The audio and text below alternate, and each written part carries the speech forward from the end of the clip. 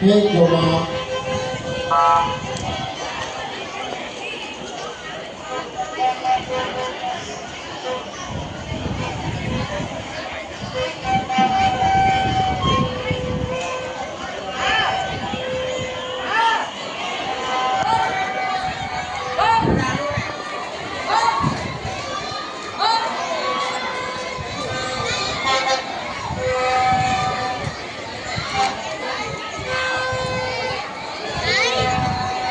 แขน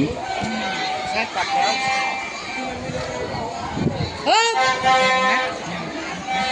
ต่อไปเป็นรายการที่เปล่าแขนแล้ว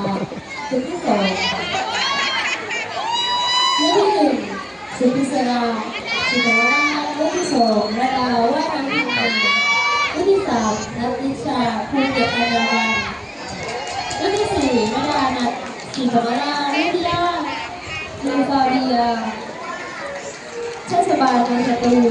รุ่นที่หกนวาราศรีธรรมราชรุ่นที่เจ็ดปนัสยาศรีธรรมราชและรุ่นที่แปดนาทิชาตะกัว